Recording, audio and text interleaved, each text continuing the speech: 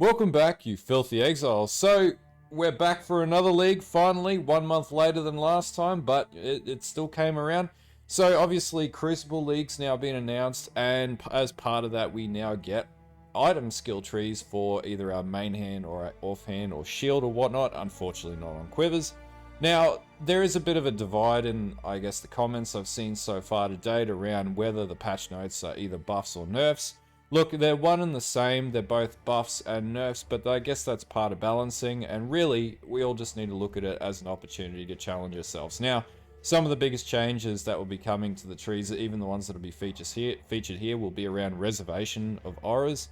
That being said, you know, we're only talking about 25% here or there, which can be supplemented through either gearing or alls uprisings, if you like me, and farm alls.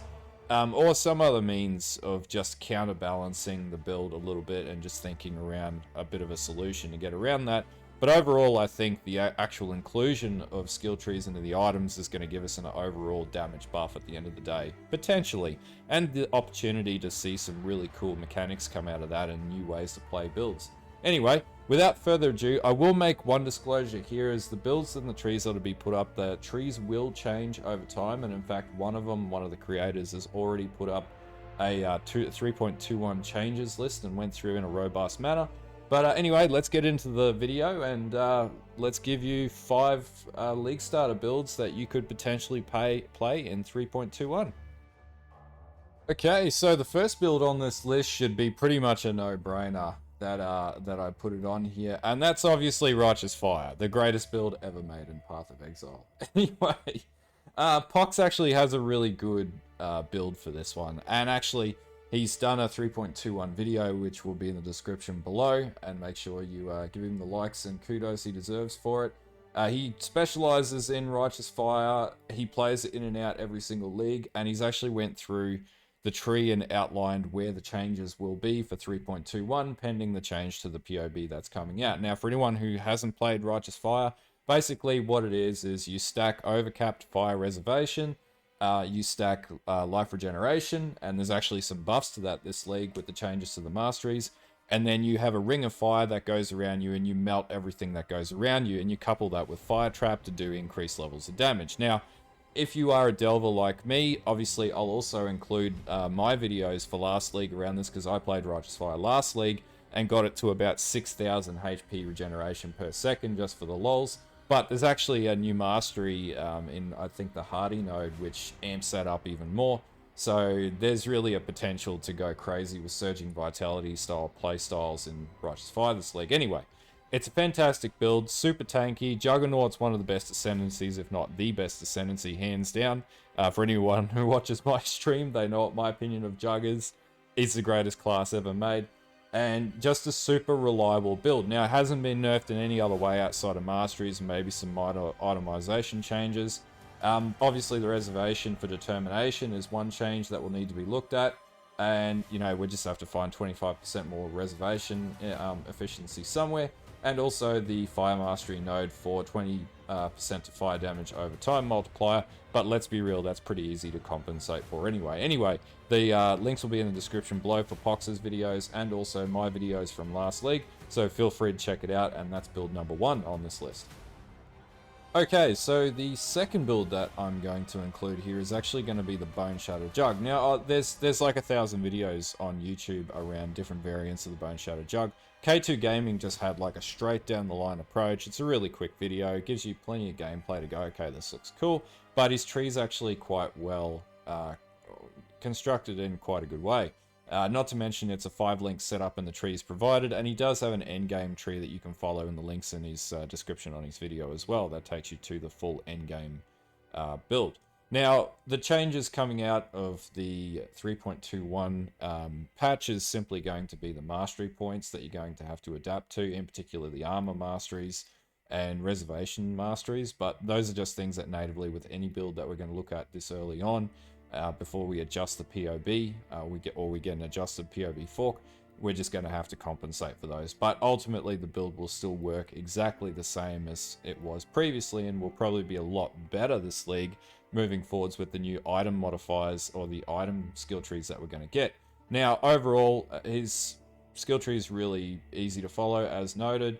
For anyone who hasn't played Boneshatter, basically how it works is you, with the Jugg in particular, you get the advantage of the Ascendancy, which mitigates a lot of the damage being untiring.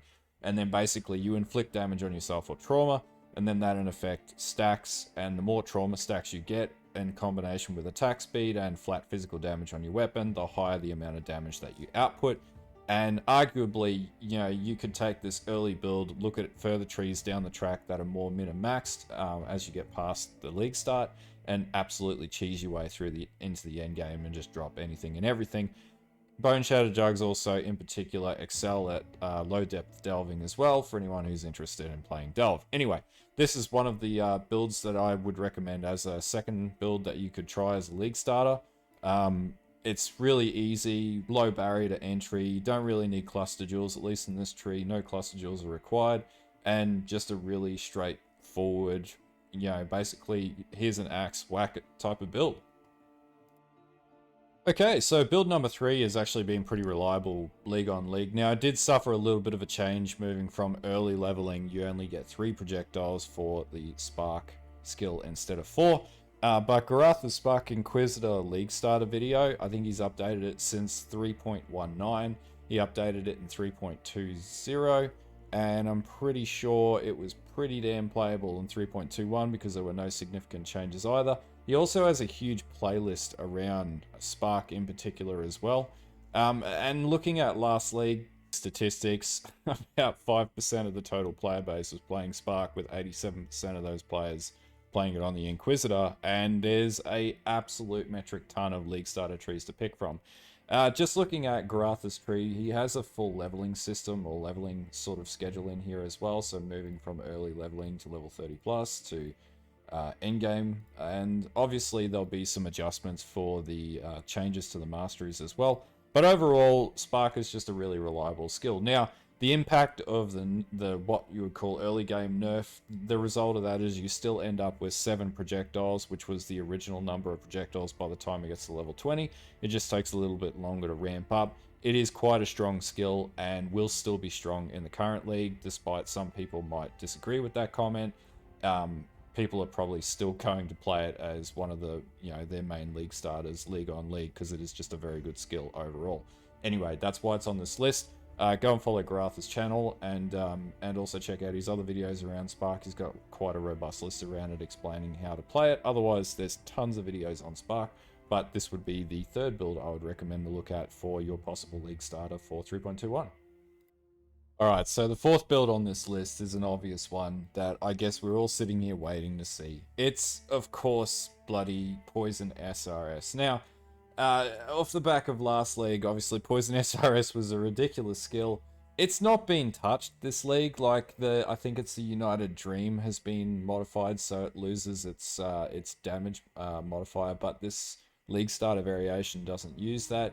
And in fact, with the changes to wands, or you know, the changes that will be enacted to wands with the skill trees that'll be added in, there's every potential for this build to just be absolutely stronger than what it was previously, which, you know, you wouldn't think would be the case, but hey, you know, when in Rome. Now, some of the other things here is obviously some of the masteries around the determination masteries change, so that's something that you'll need to take into account when you look at how you build this moving forwards. But outside of that, aside from that one mastery, and I know there are people that will be upset about that one mastery, the overall build is actually pretty airtight across the board. Now, Von Vikton's the creator of this build, and I've featured him on this channel a fair few leagues actually, because he creates really good builds, really good POBs to work off of from league start as well. But overall, he's got a leveling tree from, you know, 11 points through to 123 points with clusters at the end of it, and it's a pretty robust sort of POB. He's also got a huge number of notes that advise how you level it up and the best skills to take at where, and it's actually extremely detailed, which is pretty damn good if you're a newer player. Anyway, this build will be pretty damn strong this league, as it was last league. If anything, it could potentially be even stronger with the changes to itemization. And yeah, absolutely one I'd recommend if you just want a really easy league. Now, you can play this on the Jugg as well, but if you're not as experienced, then the preference would be to play it on the Necromancer, on the Witch, and then maybe test the Jugg at a later date. Anyway, this is the fourth build that I'll feature on this list. Okay, so the final build that I'm actually going to feature on this list is one of my builds from last league. Now, there are some changes that I'll make adjustments to the final tree once the new POB comes out for this one. Mainly around the reservation nodes, around the armor mastery and the fire mastery node as well. At this stage, that's about it that I'm aware of that's going to, in any way, shape, or form, adversely affect the build. But basically, the way that this build works is, for anyone who followed it last league, actually got quite a lot of positive feedback on it from league start because it was ridiculous, is you use Brutus Lead Sprinkler, which, you know, you can get very, very easily at the start of league. It was like 2C on day one when I was playing through league last league. Once you get Brutus Lead Sprinkler, then all you need to do is stack strength. And then basically, the more strength you stack, the more powerful the build gets, obviously, to a point where it just cheeses its way through the campaign. Now, where did this build? So the trees that I've provided are from level 15 to level 35 to level 55 to level 70 to endgame. Now, you will need to just untick things like Bottled Faith and Progenesis, which were pretty big things. Now, this build is not as defensive, but it's all about doing front side DPS with totems, and I got as far as taking down the Feared with this build, and there's a video that I'll put in the description that showed that too. Now, in the notes section as well, I've provided what you need to do from level 1 through to level 8 through to level 12 and what skills to use. I've also given you the priority of the uniques that you'll need to go for to get this working, and FYI, they're all cheap except for the fourth one, which is still pretty cheap. Being Brutus Lead Sprinkler, Crown of the Eyes is the second one, Alberon's Warpath, all three of those are dirt cheap on day one, and then finally Astramentus. And I've also given you a breakdown of the sources of damage of how this build actually works. So basically, as long as you've got those key uniques within the first day or two, and they'll be readily accessible, this build will just pop off. I played it from league start last league, super powerful, really good for map farming. It was a really steady paced build, and it was a really fun build. How the damage profile works is it drops ground fissure with volcanic fissure, and then it does magma balls. So when you scale up projectiles, more projectiles equals more overlapping shotgun damage, and it just rips its way through everything in the game. I had a lot of fun with this build. This was probably one of the better builds I played last league outside of RF, and yeah, I cleared everything in the game within the first few days of league as well with this build. So this would be my fifth build that I'll recommend for next league.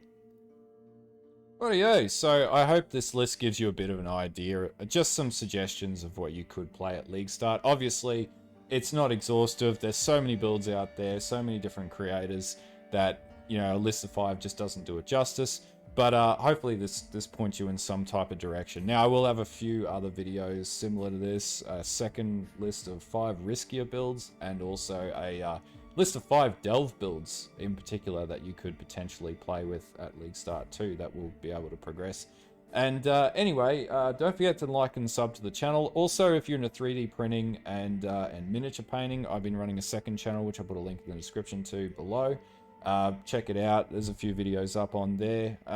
Sub to it and let me know your feedback on that. But don't forget to follow the Twitch. And anyway, until next time, have a good one, and I'll keep seeing you guys over the next week. All right, have a good one. Bye.